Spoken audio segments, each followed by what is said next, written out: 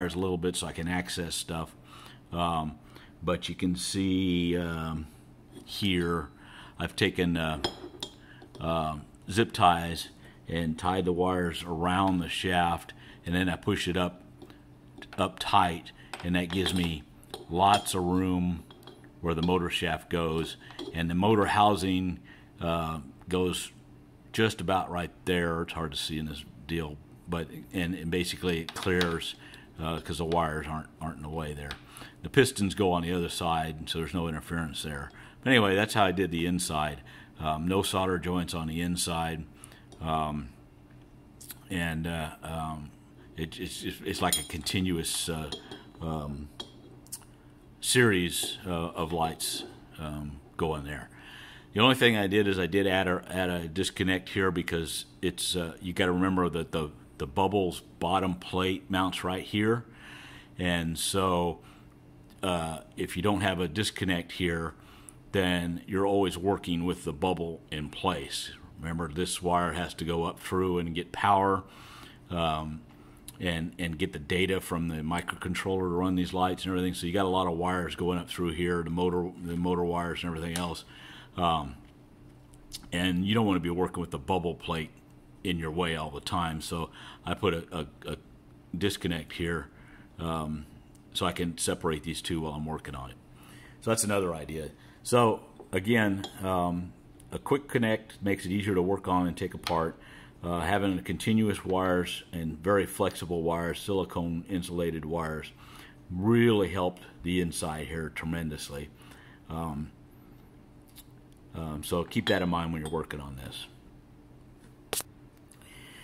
Okay, so that, as I said, is how I initially did all this, but it was a real pain. Again, a lot of these are coming apart. They don't hold up. They short out, mostly because I just have trouble soldering these. There's not much room in there to put all that. These LEDs basically are just barely fitting inside the housing, so it's a real pain to do.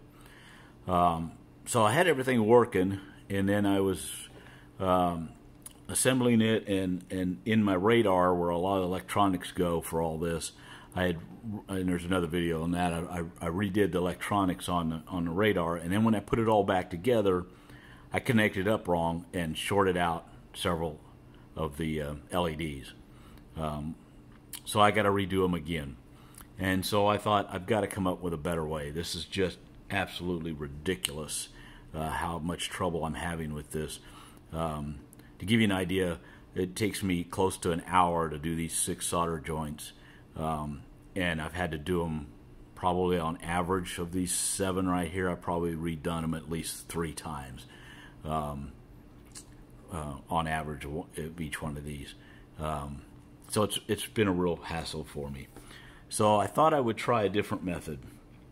So I got, instead of getting these solid state type of LEDs, I decided to get breadboard type, and these are I got them from Adafruit, these breadboard type. So basically it's the same type of chip that runs it that the other ones have. So they're programmable, they're RGB fully individually addressed LEDs.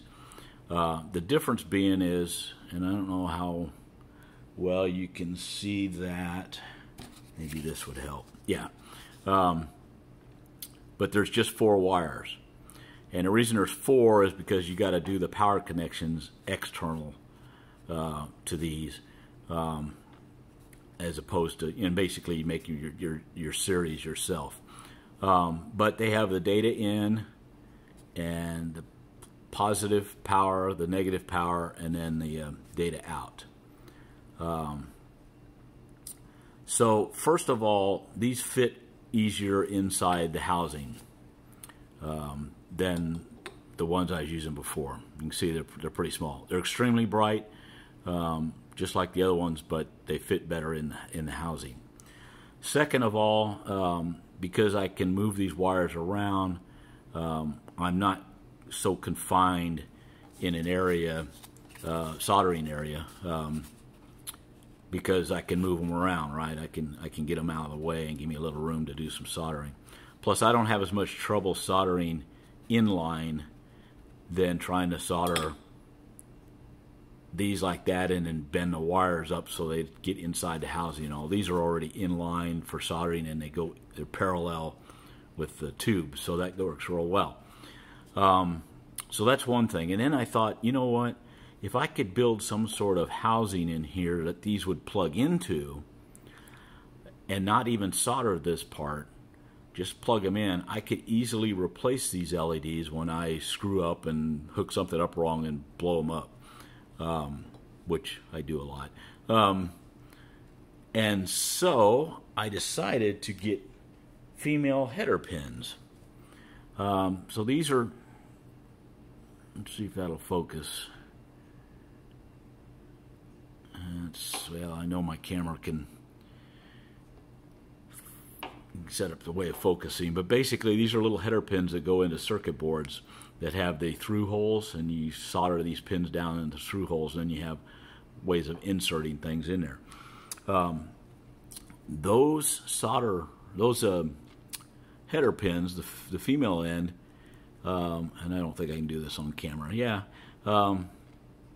fits those breadboard pins pretty well.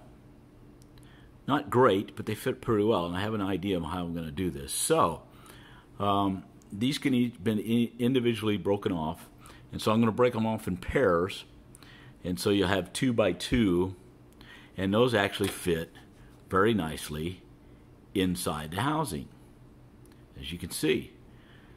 So I'll solder my wires here with the in and out power wires soldered together, so that makes my serial connection, and then a data wire, so I'll have two pairs, and then I'll glue those pairs together to make a square 2 by 2 connector pin. Okay, then I'll glue all that after it's all soldered and make sure I don't have any shorts or anything. I'll hot glue that whole thing inside the housing. Okay, and then I'm going to take and solder the LED in another set of female header pins. So I got good solid connections there.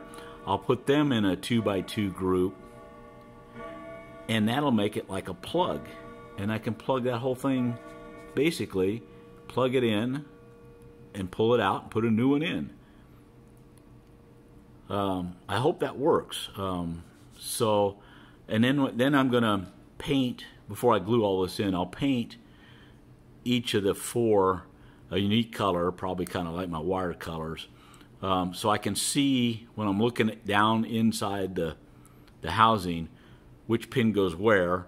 And on the LED side, I'll have them color coded, so I'll make sure I have it lined up right and just plug it in there.